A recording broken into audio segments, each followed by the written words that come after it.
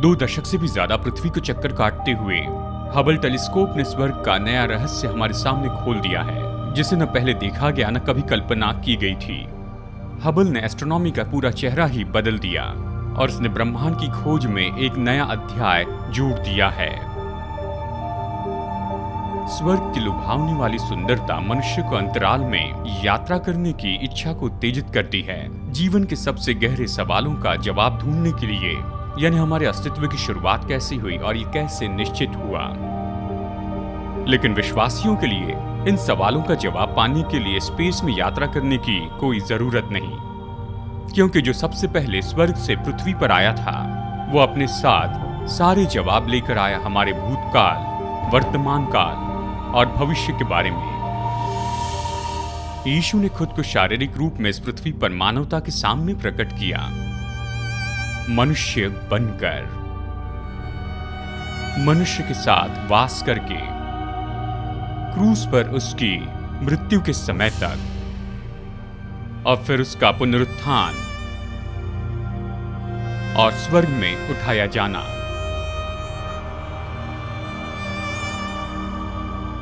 विश्वासी लोग हमारे प्रभु के बेथलेहम में पहले आगमन के बारे में जानते हैं, क्योंकि हम 4 सुसमाचार में इसके रिकॉर्ड्स को देख सकते हैं।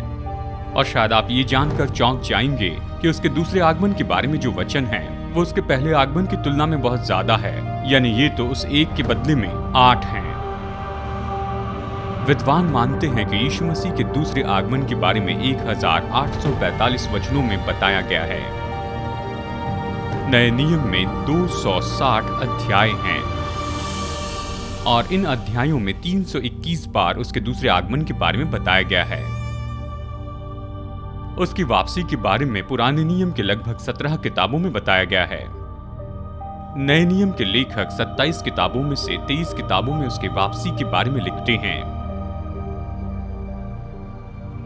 दूसरे शब्दों में नए नियम के 30 वचनों में से एक वचन हमें सिखाता है इस पृथ्वी पर यीशु मसीह की वापसी के बारे में। स्वयं प्रभु ने अपने वापसी के बारे में 21 बार बताया है। नए नियम में उद्धार के बाद दूसरा आगमन ही सबसे ज्यादा महत्वपूर्ण विषय बताया गया है। बाइबल के इन सारे सबूतों के बावजूद जो कि यीशु मसीह के दूसरे आगमन के बारे में बताते हैं, फिर भी ज्यादा से ज्यादा लोग ये विश्वास नहीं करते हैं कि ये सच में होगा। क्यों? क्योंकि हो सकता है कि शायद उसके दूसरे आगमन में अलग उद्देश्य होगा। वो फिर से उस छोटे नम्र बच्चे के रूप में नहीं आएगा जो हमारे मध्य में रहेगा और हमारे उद्धारक और मसीहा के रूप में मरेगा। जब वो आएगा तो यीशु मसीह आग के साथ में आएगा कि इस दुष्ट संसार के ऊपर परमेश्वर के अंतिम न्याय को लेकर आए।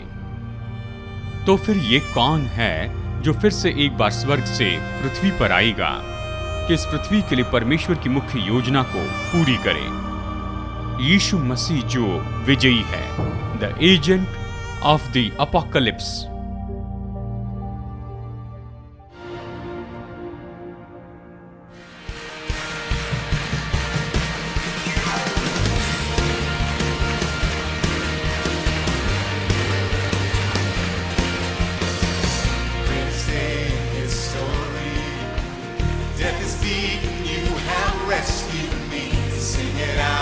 Jesus is alive. Yeah.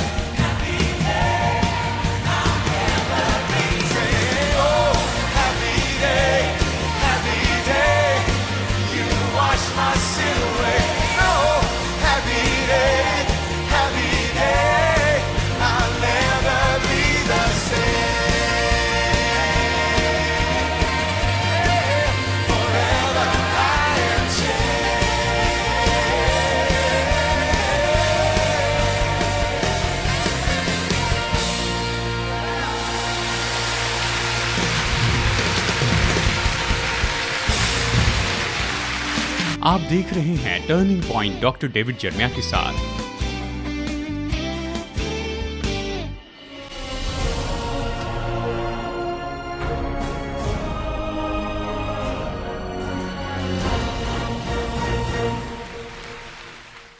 Bible में आशा का जो संदेश है वो हमारे दिनों में बहुत ही जरूरी ऐसा संदेश है। और अक्सर जब भी लोग अंतिम समय के बारे में सोचते हैं तो वो ये नहीं जानते हैं कि अगर आप यीशु के अनुयायी हैं तो ये आशा का संदेश है। और बाइबल क्या कहती है? ये कहती है तो अपना सिर उठा क्योंकि तेरा छुटकारा निकट आ रहा है। मुझे आपके बारे में पता नहीं, लेकिन जैसे आज मैं संसार को देखता हूं तो ये लगता है कि ये ज्यादा दूर नहीं है। तो आज मैं आपको ये कहानी बताना चाहता हूं कि ये सब कहां जा रहा है और ये कहां अंत होगा। पूरे प्रकाशित वाक्य में जहां भी आप देखें ऐसे लगता है बुराई बढ़ती जा रही है और ये परमेश्वर के विश्वास योग्य लोगों के ऊपर में बहुत ज्यादा सताव और यातना लेकर आता है। लेकिन प्रकाशित वाक्य अध्याय 19 में वो पल आता है जिसके लिए परमेश्वर के लोग राह देख रहे हैं। उस समय से जब से यीशु स्वर्ग में उठाया गया था, उसके आश्चर्यचकित चेलों के सामने ये वो पल है जब मसीह वापस आएगा। अंतिम कुछ अध्याय प्रकाशित वाक्य की किताब से और मत्ती 24 का ज्यादातर भाग यह हमें विवरण के साथ बताता है कि कैसे मसीह पृथ्वी पर आएगा न्याय करने के लिए। बाइबल हमें उसकी वापसी की प्राथमिकता के बारे में बहुत ज्यादा विवरण से बताती है। मत्ती 24:30 में हम पढ़ते हैं, तब मनुष्य के पुत्र का चिन्ह आकाश में दिखाई देगा और तब पृथ्वी के सब कुलों के लोग छाती पीटेंगे और मनुष्य के पुत्र को बड़ी सामर्थ और ऐश्वर्य के साथ आकाश के बादलों पर आते देखेंगे। यहाँ पर ज्यादातर विश्वासी और आप प्रभु यीशु के पहले आगमन के बारे में अच्छे से जानते हैं जब वो बैतलहम में आया था, लेकिन लोग उसके दूसरे आगमन के बारे में इन वचनों को देखकर पूरी तरह चौंक जाते हैं। ये तो पहले आगमन के वचनों से भी बहुत ज्यादा हैं, यानी वो 1 है तो ये उसके लिए 8 हैं। विद्वानों ने यह पाया है कि बाइबल में यीशु मसीह के दूसरे आगमन के बारे में लगभग 1845 वचन में बताया है। पुराने नियम में यीशु मसीह की वापसी के बारे में 17 से भी ज्यादा किताबों में बताया है और नए नियम के लेखक 27 किताबों में से 23 किताबों में इसके बारे में बताते हैं। नए नियम में 10 अध्याय में से 7 अध्याय उसकी वापसी के बारे में बताते हैं। दूसरे शब्दों में नए नियम के 30 वचनों में से एक वचन जो है यह हमें सिखाता है कि यीशु मसीह इस पृथ्वी पर वापस आएगा।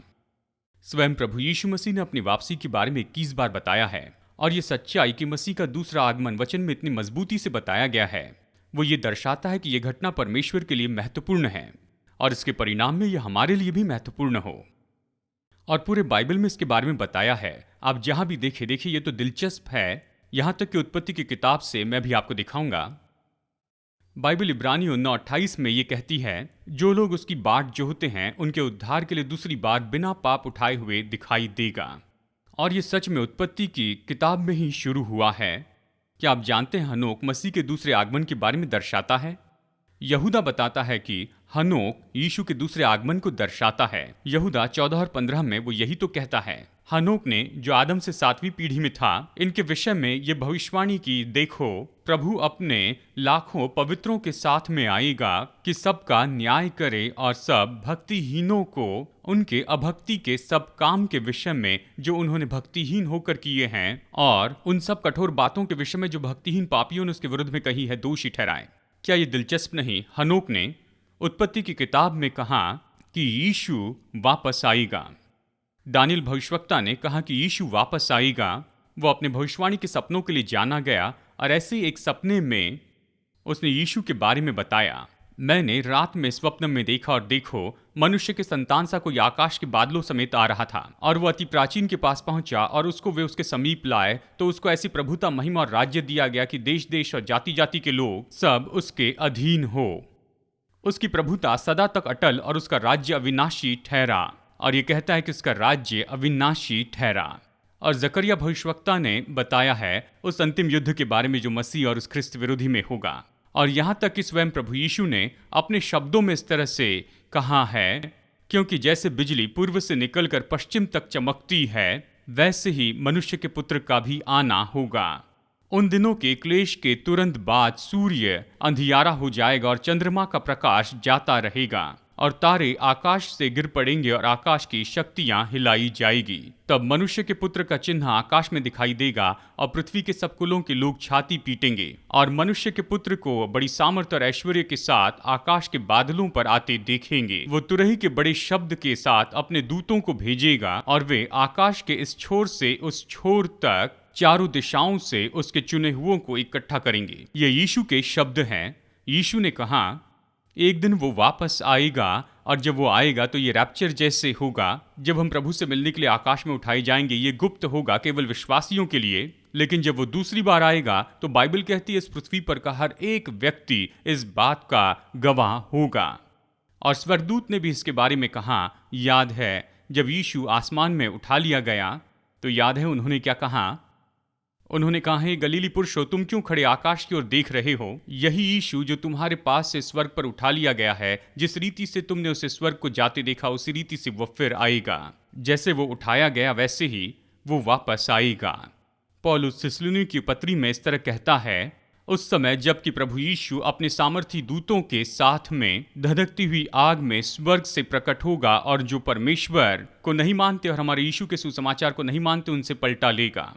यहाँ पर बाइबल में बार बार उत्पत्ति से लेकर यानी पूरे पुराने नियम के अंत तक, पूरे पुराने नियम के भविष्यवक्ताओं में और नए नियम में, यीशु के शब्दों में, पौलुस के शब्दों में, स्वर्गदूतों के शब्दों में, और ये सभी लोग एक ही बात कह रहे हैं कि एक न एक दिन प्रभु यीशु मसीह इस पृथ्वी पर जरूर वापस आएगा और यही उसके वापसी का अनुमान है। इसके लिए ताली बजाना अच्छी बात है। आमेन। उसकी वापसी की जगह तो बहुत ही दिलचस्प है, क्योंकि बाइबल हमें बताती है जब वो वापस आएगा तो वो किस जगह पर आएगा। जकरिया 14:4 में देखते हैं, ये कहता है उस दिन वो जैतून के पर्वत पर पांव रखेगा जो पूर्व की ओर यरूशलेम के सामने है। तब जैतून का पर्वत पूर्व से लेकर पश्चिम तक बीचों बीच फटकर बड़ा गड्ढा हो जाएगा। तब आधा पर्वत उत्तर की ओर और आधा दक्षिण की ओर हट जाएगा। पिछले साल हम लोग इस्राएल में गए थे और इस्राएल में दक्षिण स्टेप्स पर मैंने वहाँ पर प्रचार किया है। मुझे वहाँ प्रचार करना बहुत ही पसंद है। जब हम वहाँ पर देखते हैं क्षितिज के उस पार हम देखते हैं जैतून का पर्वत जहाँ से यीशु स्वर्ग में उठाया गया और उसी पर किसी न किसी दिन वापस आएगा। जब भी वहाँ प्रचार करता हूँ मुझे आशीषित लगता है, क्योंकि वहाँ से मेरा प्रभु उठाया गया है और एक दिन वो वहीं पर वापस आएगा। और जैसे यीशु ने कहा है ये तो निश्चय ही होगा। और बाइबल हमें बताती है कि उसके वापसी की तैयारी होगी। प्रकाशित वाक्य 19:19 में हम पढ़ते हैं, फिर मैंने पशु और पृथ्वी के राजाओं और उनकी सेनाओं को उस घोड़े के सवार और उसकी सेना से लड़ने के लिए इकट्ठा होते हुए देखा। और फिर आखिरी समय में, यहाँ पर अंत में, यानी इसके पहले के 7 साल में जो भी बलवा हुआ है वो आगे आएगा हर्मगदोन के युद्ध में। और इस युद्ध में ख्रिस्त विरोधी और पृथ्वी के राजा और वो लोग जो उनके पीछे चलते हैं वो आखिरी बार एक साथ इकट्ठे होंगे। और इस समय वो कोशिश करेंगे कि यीशु मसीह के साथ में वो युद्ध करे और उसे हराना चाहेंगे। क्या आप कल्पना कर सकते हैं ये कितनी मूर्खता है कि आप सोचे कि परमेश्वर के विरुद्ध में लड़कर आप जीतेंगे, लेकिन उन्होंने इतना ठान लिया है कि यीशु मसीह के विरुद्ध में लड़ेंगे। एक दूसरे के लिए नफरत को वो भूल जाएंगे और एक ही शत्रु उन्हें एक साथ लेकर आएगा और वो अपनी पूरी सेना के साथ आगे बढ़ेंगे कि आखिरी बार वो यीशु मसीह के साथ में लड़ सके। और फिर बाइबल कहती है कि क्या होगा। फिर मैंने स्वर्ग को खुला हुआ देखा और देखता हूँ एक श्वेत घोड़ा है, उस पर एक सवार है जो विश्वास योग्य सत्य कहलाता है और वो धर्म के साथ न्याय और युद्ध करता है। जब पहली बार वो पृथ्वी पर आया तो यीशु बहुत ही गुप्त रूप में आया, लेकिन दूसरी बार हर एक आंखें उसे देखेगी और सारा संसार उसके वापसी का गवाह होगा। और मैं जानता हूं लोग इसके बारे में बताते हैं कि हाँ मुझे विश्वास है ये सच है, क्योंकि इन दिनों में सैटेलाइट टीवी है, सब उसे सैटेलाइट टीवी पर देखेंगे। गौर से सुनिए दोस्तों, बस उसने कहा था और संसार अस्तित्व में आया और वो चाहता है कि उसकी वापसी पर सब उसे देखे और वो यही चाहेगा। मुझे पता नहीं ये कैसे होगा, लेकिन बाइबल ये कहती है जब वो दूसरी बार आएगा कि सब कुछ बिल्कुल सही कर दे जो कि पूरी तरह से गलत हुआ है, तो हर एक आंख हर एक जगह पर और संसार के हर एक कोने कोने में उसकी वापसी को वो देखेंगे। और बाइबल कहती है वो ऐसे आएगा जैसे कोई और दूसरा योद्धा नहीं आया हो। प्रकाशित वाक्य 19:12 और 13 कहता है, उसकी आंखें आग की ज्वाला हैं, उसके सिर पर राज मुकुट है और उस पर एक नाम लिखा है जिसे उसे छोड़ और कोई नहीं जानता। वो लहू छिड़का हुआ वस्त्र पहने हैं और उसका नाम परमेश्वर का वचन है। बाइबल बताती है कि वो ऐसे अपने आप नहीं आया। गौर से सुनिए, अगर आप विश्वासी हैं, अगर इस युग में प्रभु के आने में देरी न हो तो आप उठाए जाएंगे, और यदि उसके आने के पहले आप मर जाते हैं तो आप उठाए जाएंगे। पृथ्वी पर के लोगों के पहले आप उठाए जाएंगे। बाइबल कहती है कि आप तुरंत स्वर्ग में जाएंगे और आप प्रभु के साथ होंगे। बाइबल कहती है जब वो वापस आएगा कि वो इस अंतिम युद्ध को कर सके तो हम उसके साथ में होंगे। बाइबल कहती है वो अपने पवित्र लोगों के साथ आएगा और सामर्थी स्वर्गदूतों के साथ। आमीन। जकरिया 14 और वचन 5 कहता है, तब मेरा परमेश्वर यहोवा आएगा और सब पवित्र लोग उसके साथ होंगे। और यहूदा कहता है, देखो प्रभु अपने लाखों पवित्रों के साथ आएगा, ये कहता है। और बाइबल कहती है कि सब के सब श्वेत वस्त्र पहने होंगे। मैं इसके बारे में सोचता था, मैंने कभी नहीं सोचा कि लोग युद्ध में सफेद कपड़े पहन के जाएंगे, लेकिन पूरी सेना श्वेत वस्त्र पहने हैं। जानते हैं क्यों? क्योंकि उन्हें कुछ नहीं करना है, उन्हें लड़ना नहीं है, वो तो बस दर्शक हैं, वो बस देखते जाएंगे। बाइबल कहती प्रभु आप इससे निपट लेगा, उसे हमारी जरूरत नहीं है, लेकिन हम वहां पर होंगे कि जो हो रहा है उसके गवाह हो। आमीन।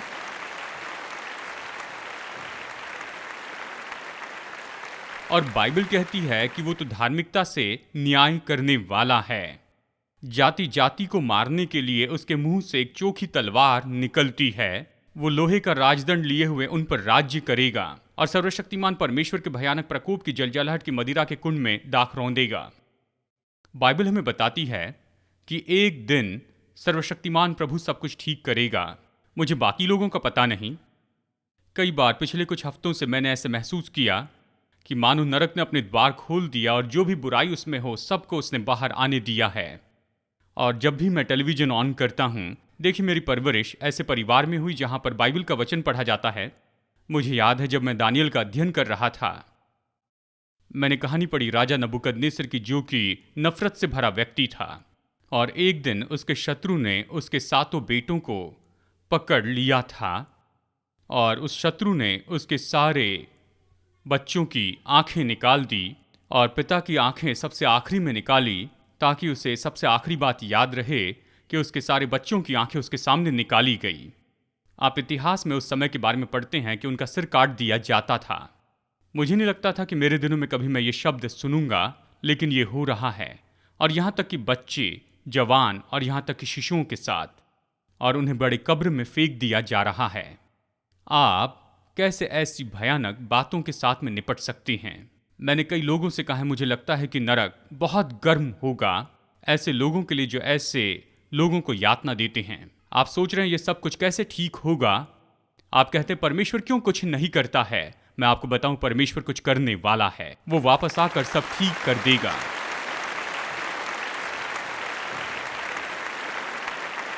कुछ समय पहले मैंने जिस वचन के भाग में से आपके लिए पढ़ा है, जो कि यहूदा ने हनोक के बारे में लिखा है, वो बताता है कि इस पृथ्वी पर क्या होने वाला है जब परमेश्वर अपने पुत्र यीशु मसीह में वापस आएगा। इन शब्दों को फिर से सुनिए।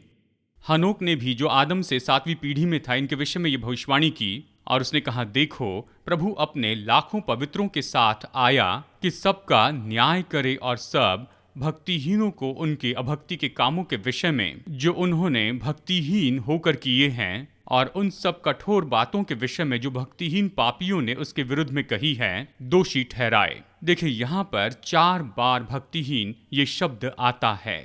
जब यीशु मसीह वापस आएगा तो वो निपटने वाला है ऐसे बलवा करने वालों से और इन सारे पाप से और विनाश से, नफरत और क्रोध से और इस पृथ्वी की भक्तिहीन बातों से, और वो पल भर में इसे करेगा।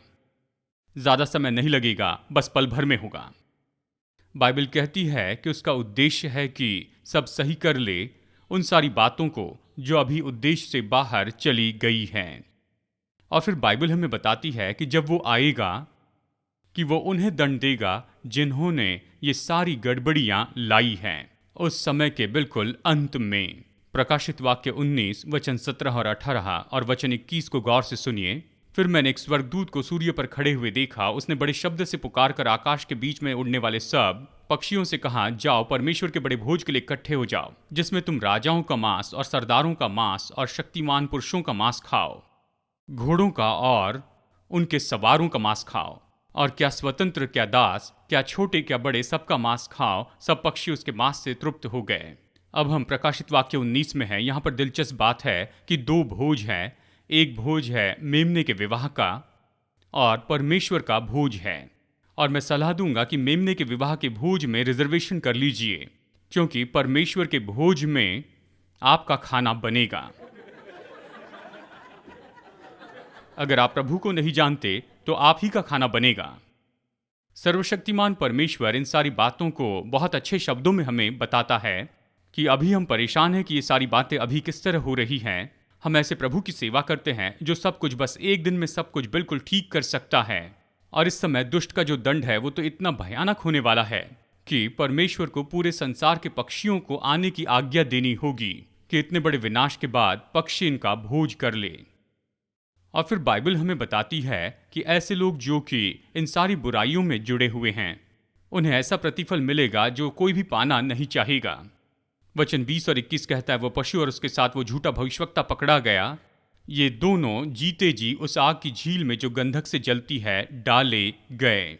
शेष लोग उस घोड़े के सवार की तलवार से जो उसके मुंह से निकलती थी मार डाले गए। बाइबल कहती है उसके वापस आने पर जिन्हें दंड देना है उन्हें दंड देने के बाद वो एक खास पल लेगा जहां वो ख्रिस्त विरोधी और उस झूठे भविष्यवक्ता को इस पृथ्वी पर से उठा लेगा। और ये जो दो दुष्ट लोग हैं वो तो नहीं चाहेंगे, लेकिन वो वहां शैतान के पहले आग की झील में जाएंगे। और फिर शैतान मिलेनियम के अंत में यानी 1000 साल के बाद उनके साथ जुड़ेगा। प्रकाशित वाक्य 20:10 कहता है, उनका भरमाने वाला शैतान आग और गंधक की उस झील में जिसमें वो पशु हैं और झूठा भविष्यवक्ता भी होगा डाला जाएगा, और वे रात दिन युगान युग पीड़ा में तड़पते रहेंगे। पशु और झूठा भविष्यवक्ता मिलेनियम की शुरुआत में ही आग की झील में फेंक दिए जाएंगे, और 1000 साल के बाद शैतान आग की झील में फेंक दिया गया, और उस समय झूठा भविष्यवक्ता और वो पशु वहीं पर होंगे। वो वहां पर 1000 साल से रहेंगे और वो कभी बाहर नहीं आएंगे, क्योंकि सर्वशक्तिमान प्रभु सब कुछ सही कर देगा। अगर आप यीशु को व्यक्तिगत उद्धारकर्ता के रूप में जानते हैं तो आप इन वचनों को सुन रहे हैं, और हालांकि ये डरा देने वाले हैं, मैं आपको ये सब बता रहा हूं क्योंकि बाइबल यही कहती है। लेकिन आपको डरने की जरूरत नहीं, क्योंकि यह आपकी भलाई के लिए है। यह डराने वाला है क्योंकि जीवित परमेश्वर के हाथ में पड़ना तो भयानक बात है। लेकिन अगर आप यीशु को जानते हैं तो फिर ये बस आपको याद दिलाता है कि जब आप मुश्किल में से होकर जाते हैं, यह मुश्किल समय ऐसे लगता है शत्रु जीत रहा है, शायद वो यहां वहां थोड़ा सा जीतता हुआ दिखाई दे, लेकिन युद्ध में हार गया, ये सब खत्म हुआ। जी हां,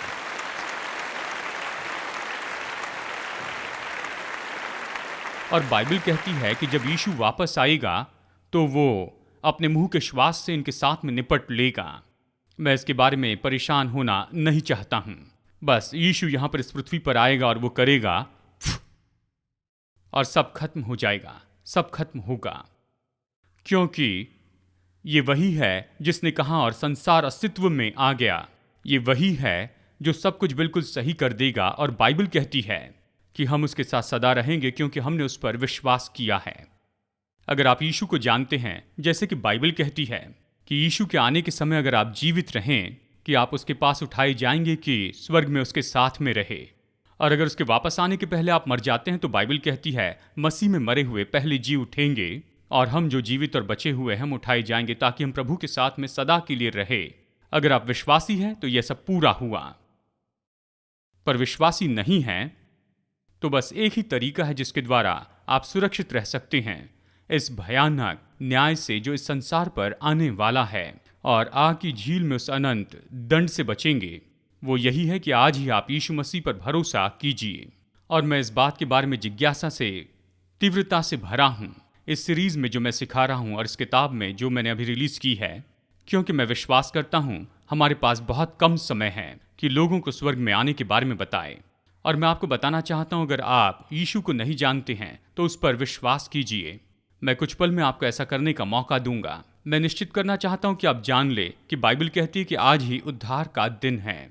आपने ये संदेश सुना है, परमेश्वर की आत्मा आपके दिल में आपसे बातें कर रही है, तो ये आपका दिन है। इसे ऐसे गुजरने न दें। यही तो वो बड़ा फर्क है आपके लिए स्वर्ग और नरक का। यही जीवन और मृत्यु के बीच का फर्क है, और यही तो बड़ा फर्क है भविष्य में जो होने वाला है उसके बारे में शांति रखने में, और भविष्य में जो होना है उसके बारे में डर रखने में।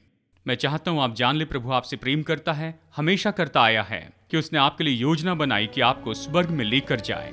उसने इसे आसान और सरल बनाया कि बच्चा भी इस पर विश्वास कर सके।